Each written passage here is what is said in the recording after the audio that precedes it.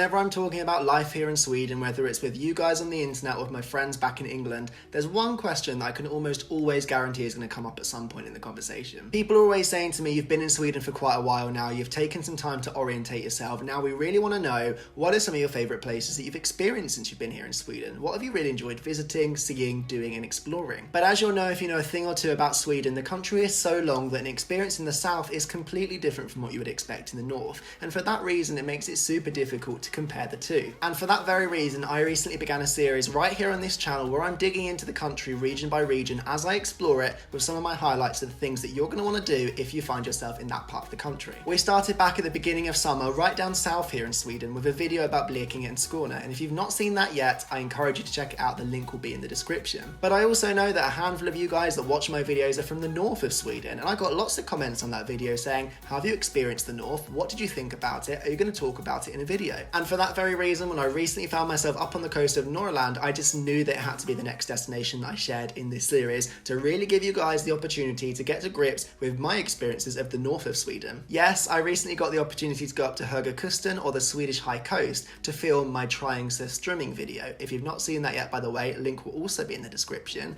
And while I was there, I also got the opportunity to do a bit of sightseeing. So I compiled together 5 of my favourite places on the High Coast, and I'm going to be sharing them with you today in this video. And before someone points it out in the comments section down below, Norrland is a huge place. It takes up about a third of the country here in Sweden, and for that reason you can't expect just one video and 5 destinations to give you an idea of the full wonder and beauty that await you in that area of the country. And for that very reason, I'm just going to be focusing on Västernorrland and specifically Hergercuston today and the must-sees that you must do when you're up there. When I get to explore the rest of Norrland, I'll be sure to do a follow-up where I talk about each different area of Norrland bit for bit in this series. But just like last time, a video only gives me so much space to get into this destination and all of the beauty and wonder that awaits you. So if you really like the sound of Hergercuston and you like some more tips and tricks, you're going to want to head down to the description section once you're done here, because I've left the link to my Instagram account where for the next couple of weeks I'm going to be sharing way more detailed guidance of what you can do, where you can stay, what you can eat while you're on the Hergercuston.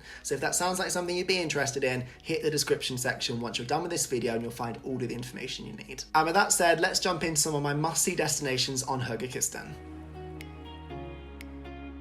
For those of you less familiar with the geography of Sweden, Hergercuston or the Swedish High Coast is an area of the country that gets its name from its location up above Sundsvall on the north coast of the country. In the year 2000, this area of the Swedish coastline was designated as a UNESCO World Heritage Site, and since then, tourist interest has been booming. It's one of Sweden's fastest growing tourist destinations, and in this video you're about to find out why. Astoundingly, since the last ice age, the land here has risen by about 300 meters, which gives you lots of different valleys, islets and the signature cliff tops that the tourists flock for today. And no trip to Sweden's High Coast would be complete without a visit to the exquisite High Coast Bridge. Modelled after the Golden Gate Bridge in San Francisco, the High Coast Bridge was the world's 9th longest suspension bridge when it was completed at a distance of 1,800 meters. Built to bridge Ångermanälven, the bridge connects Kramfors and Herna Sand, and in the process offers some fantastic and mesmerising views. And if you're travelling from the south, you really can't miss the High Coast Bridge because it's the first place you're going to see along this stretch of coastline. And let me tell you guys what, whether you like architecture or not, this bridge is worth your time. Straight after the bridge you'll find a parking area where you can stop and take some beautiful photos looking over the valley and looking at the bridge.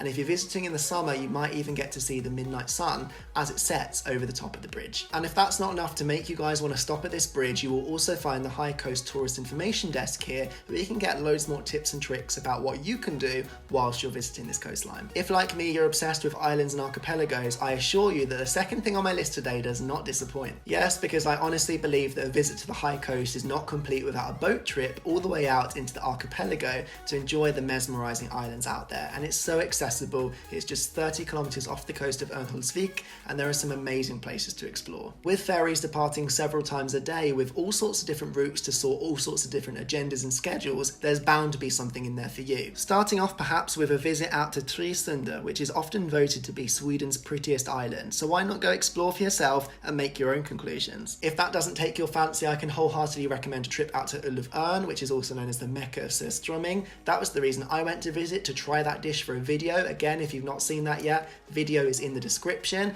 But even if you don't want to try yourself some surströmming, there are some fantastic hiking routes, some great viewpoints, and a beautiful harbourside town to explore. Seriously, I could have spent all week out exploring this archipelago because it's so charming and each island is so quaint and different. There's so much to explore and enjoy. I definitely recommend you looking it up and seeing if you can fit it in on your trip. The third must-see on my whistle-stop tour of the High Coast today is Uluvurn. And with its craggy cliff tops and its rolling hills, it's actually quite hard for you to miss Uluvurn. It's also considered one of the centerpieces of the High Coast because it's the national park that really makes up the area that you're there to explore. There's wandering routes, there's hiking trails, there are camping sites. It is the place for everybody that loves being outside and enjoying the nature. We were only able to spend a couple of days in the Uluvurn area, but there is so much to explore that you could literally spend a week there on its own. And for those of you that consider yourselves a bit of a thrill seeker or an adventure hunter, you're going to want to check out Via Ferrata whilst you're in Uluvurn. Via Ferrata comprises 4 different climbing routes which will take you over 200 meters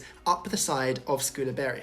There's different trails for all sorts of different abilities, so whether you're a beginner or an advanced climber, you will find an option for you, but this is a unique way to experience the landscape. You're climbing up the side of this huge mountain, sometimes against a very steep and very sharp rock face, but you get to really experience the nature in a new and unconditioned way. The views are truly phenomenal on the way up, and once you reach the summit, you will see the whole of the High Coast in its glory. For those of you that maybe don't feel so comfortable climbing, there is also a ski lift or a wandering route that you can also take to hike up the side of it. But if you can, I really encourage you, get your climbing helmet on, get your climbing shoes on, and get yourself up that mountain. And once you're all actioned out and you want to take the energy down a notch and really relax and enjoy the High Coast in everything that it's got to offer, my next destination will be the perfect place for you to end up. Yes, because the 4th must-see place on my list of destinations on the High Coast is Herna Sand. The town itself is often voted as Sweden's 3rd best summer city, and that is a reason in itself to go and visit and enjoy its charm.